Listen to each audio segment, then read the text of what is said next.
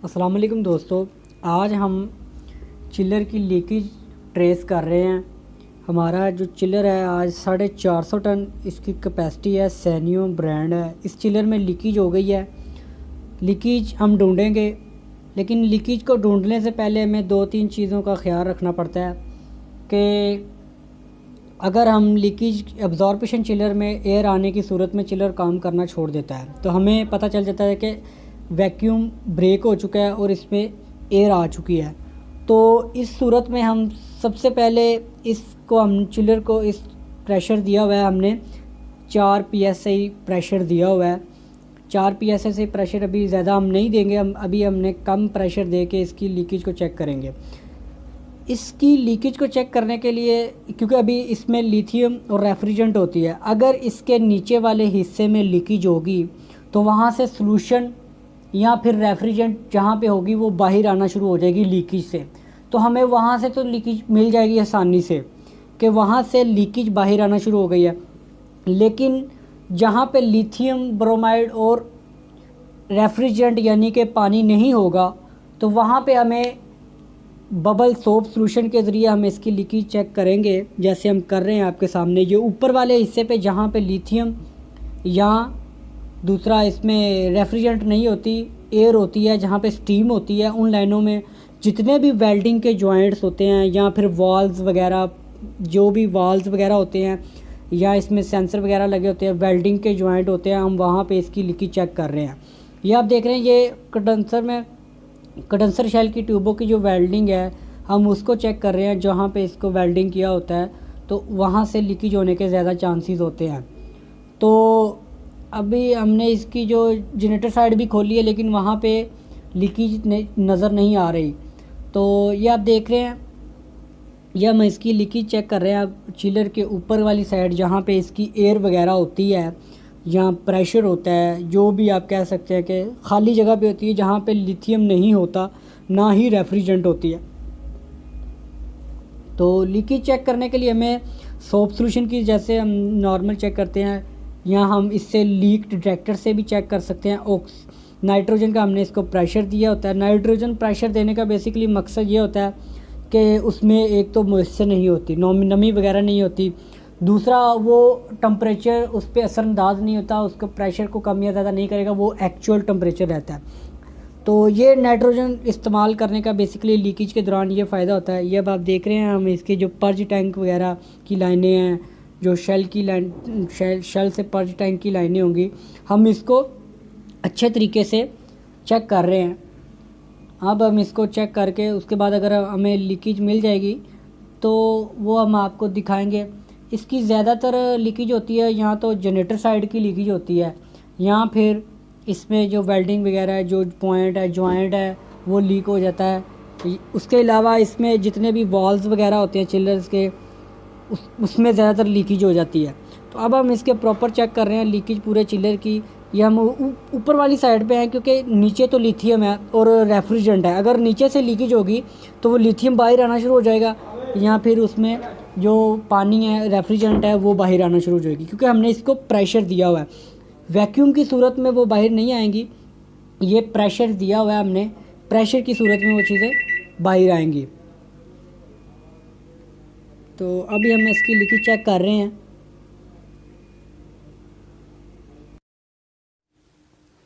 अब हम इसके जो चैम्बर वगैरह है और मेन वाल जो हीटर की साइड है वो चेक करेंगे।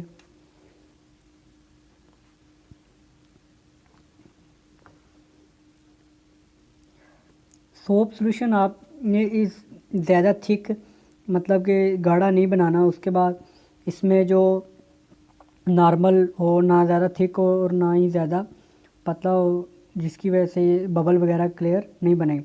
ये हीटर चैम्बर है। अब हीटर चैम्बर में भी जॉइंट, जितने भी वेल्डिंग के जॉइंट हैं, हम इनको अच्छे तरीके से चेक कर लेंगे, दोनों इन और आउट को।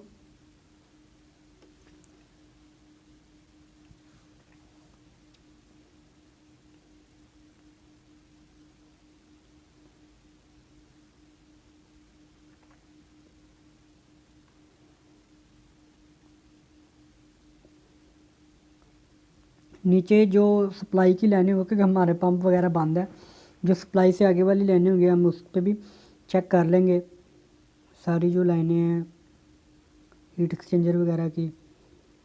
तो अब हम आपको दिखाते हैं जो जनरेटर साइड है।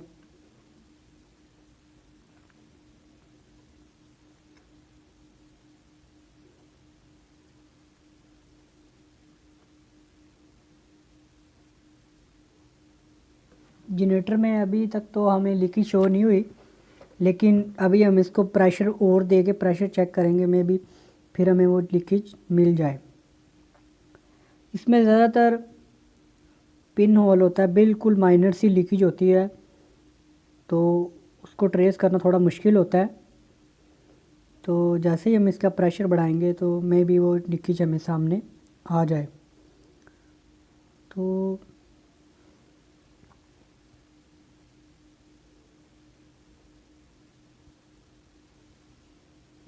मैं आपको दूसरी साइड दिखाता हूँ। यहाँ से हीट एग्जॉस्ट होती है, यहाँ देख रहे हैं ऊपर एग्जॉस्ट की डक्ट है, तो यहाँ से एग्जॉस्ट होती है हीट, जो हमारी हवा में हीट ट्रांसफ़र हो जाती है।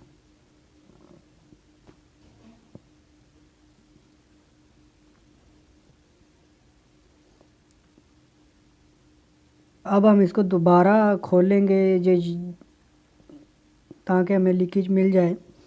हमें डाउट हुआ है कि इसमें दोबारा लीकेज है, तो अभी मैं आपको दिखा रहा हूँ। ये आप देख रहे हैं इसमें एक पिन होल सामने आ गया, इसको हमने मज़ीद प्रेशर दिया है दोबारा, तो इसको हमने मज़ीद प्रेशर ज़्यादा दे के इसको हमने 8-9 PSI प्रेशर दिया है, जिसकी वजह से ये हमें इसकी लीकेज सामने शो होना शुरू हो गई है, आप देख रहे हैं।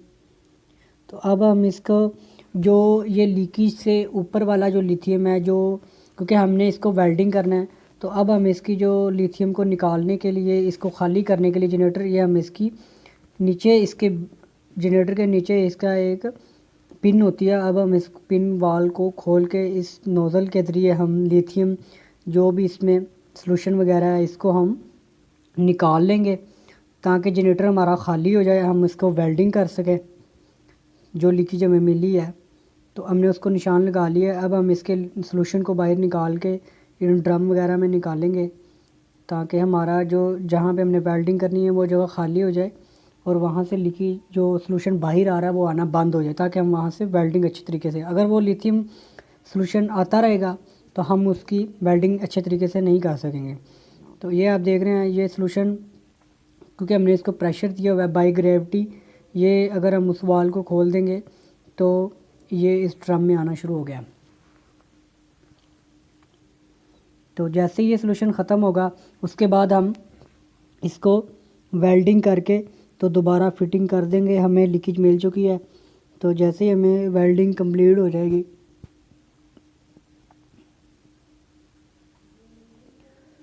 तो वेल्डिंग का प्लांट वगैरह हम ले आए हैं। अभी हम इसको वेल्डिंग करेंगे, हम इसको अर्थ दे रहे हैं। अर्थ करने से पहले आपने इसके तमाम जितने भी कंट्रोल पैनल वगैरह इसके बंद कर देने हैं, जितने भी इलेक्ट्रॉनिक कनेक्शन वगैरह है उसको बंद कर देना। उसके बाद हम इसको वेल्डिंग करेंगे। ये आप देख रहे हैं, एक मिनट में आपको दिखाता हूँ। जहाँ पे पिन होल है, हम ये आप देख रहे हैं, यहाँ पे हमने जहाँ पे स्पॉट लगाया इस जगह पे इसका पिन होल है। तो अब हम इसको वेल्डिंग करेंगे। अगर ये वेल्डिंग भी कंप्लीट उसमें मुकम्मल नहीं होती, वेल्डिंग अच्छे तरीके से हमारी लीकेज नहीं रुकती, तो हम तो हमारा जो एंड वाला ऑप्शन होता है वो हम इस ट्यूब को डेड कर सकते हैं। दोनों साइडों से इस ट्यूब को डेड कर देंगे ताकि इसकी सॉल्यूशन की लीकेज है वो रुक सके। तो अभी ये लीकेज तो हमें बाहर आसानी से नज़र आ गई, लेकिन अगर ये ज़्यादा अंदर होती है ये लीकेज, तो फिर हमारे लिए लीकेज का जो वाहद हल है वो हम इस ट्यूब को, जो ये ट्यूब जहाँ से लीकेज शो कर रही है, अगर ये नज़र नहीं आती और हम वहाँ पे वेल्डिंग नहीं कर सकते तो उस ट्यूब को डेड कर दिया जाता है। तो अब हम इसकी वेल्डिंग कर रहे हैं, ये सिंपल आर्क वेल्डिंग है।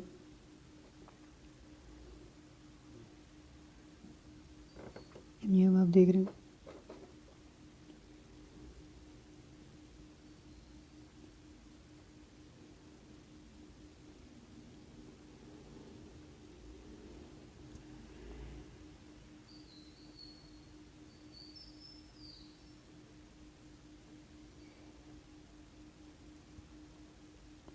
इसको हम जब वेल्डिंग कर लेंगे उसके बाद हम इसको फिर दोबारा, जो हमने इसका प्रेशर भी निकाल दिया है, दोबारा प्रेशर दे के इसको फिर यहाँ से हम सोप सॉल्यूशन से इसको चेक करेंगे आया कि जो लीकेज है हमारी।